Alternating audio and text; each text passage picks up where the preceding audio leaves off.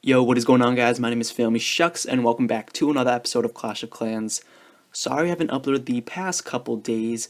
Yesterday, I actually fell asleep for 5 hours, and I woke up at 11, and I was confused as fuck. I was like, what's going on here? And yeah, I didn't have enough time to upload an episode, and this is probably not going to go up on Saturday because, well, I had to drive my sister up to college, and yeah, I'm pretty tired. But all that aside, I am back at uploading, and you can just see I am filling against this trap town hall against Mad Cat, and I do not like you for trapping your town hall. I should have seen that coming because there was basically no 2x2 spaces for his Teslas to go in, so I kind of wasted my Arch Queen, and that kind of pissed me off.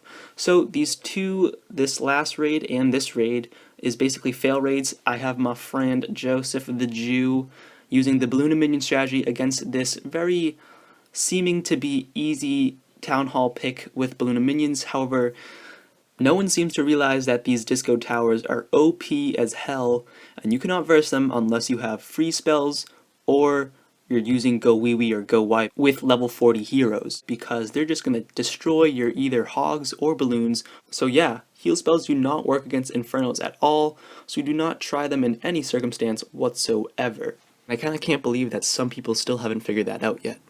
So Joseph is trying to salvage this 50%, taking out the clan castle troops using that lightning, and then he's going to rage his minions and also his clan castle minions to try and get that town hall. But these level 3 Infernos are so OP, then he places down his heroes as a last resort, and he ends it early because he knows that his heroes won't get close to the town hall at all. And now we have a attack replay by Lime against Afterlife from Sky Legacy. And the reason I included this replay was because this base design is pretty popular up at High Masters because it is an anti-hog base. However, through multiple testings with me, it does work well against hogs in some circumstances, but against air attacks and also heavy ground attacks, it's a really easy 2-star and 3-star, which is pretty detrimental on defense if you're losing between 15 to 20 trophies every time on defense or every time you log out. And that's not going to help at all when you're trying to gain trophies. Now this is with my own personal experience, so this base could have served really differently with you, and you could have been much more successful than I am on defense with this particular base. So Lime did a great job at getting the 2-star. He attacked the side where the town hall is most exposed, which is a sacrifice on defense because you have to have a more centralized clan castle for an anti-hog base, which is pretty essential. So you have to kick out your town hall to a more exposed location. So that basically sums up this raid, and he's just going to wait 10 seconds before he places down his Archer Queen in the top right hand corner as he does now, and then he ends it for a nice 27 trophies 2-star using the balloon and minion strategy. And now we head on to our next raid against Sinstinks from Violent Sky, and I'm going to be using the Barbarian and Archer strategy as I always do up at Masters 3. So first off, I lightning strike his mortar on the far left, and I was thinking of where to lightning strike my second mortar, so I decided to lightning strike the top right one because that's going to be the place where I start my attack. So I simply just laid down my Barbarians and Archers, focusing on each section and making sure to take out all the buildings in that area. Now this kind of base has a different style of approach. You have to be able to take out the buildings over the walls, and since there's a wizard tower there, you have to make sure you deploy your barbarians really lightly there and focus more heavily on deploying your archers in order to take out the buildings over the walls. So while this is going on, I'm just going to simply pick off a nice 50% against Sinstinks and come away with a nice win. And this is at Masters 3, but the next replay is going to be in still Masters 3, but that raid is going to get me into Masters 2 and on. But while this is going on, I was thinking of posting another video later on in the day, and it's basically going to be a live raid from my base, and we're just going to go through each of the searches, and you're going to see what I look for in a base, and also how long it takes for me to find a base to attack, and how I attack and how I approach that base. So let me know what you guys think about that down in the comments section down below.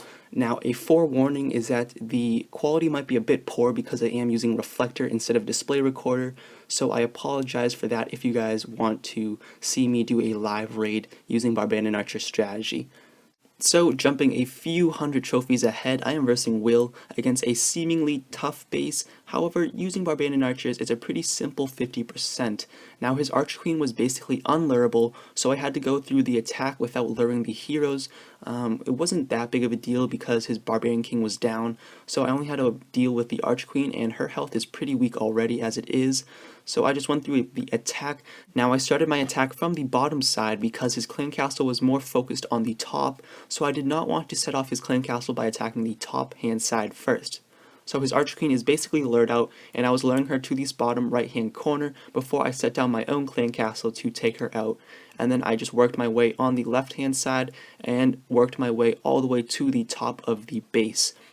So things were going pretty smoothly. I was having a bit of trouble taking out the bottom side because I was still focusing on it to take out the cannons and also that barracks, but my troops were focusing on that storage, which made them stay on that a little bit longer than I expected, so my troops were getting taken out pretty quickly.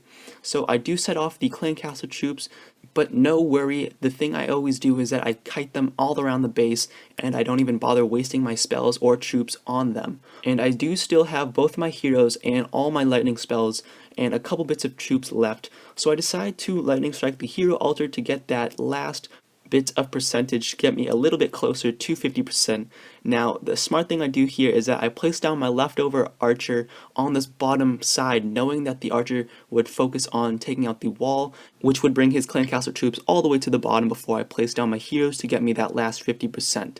And that's basically going to wrap up the episode. So thank you guys all for watching, and I'll see you guys next time. Peace.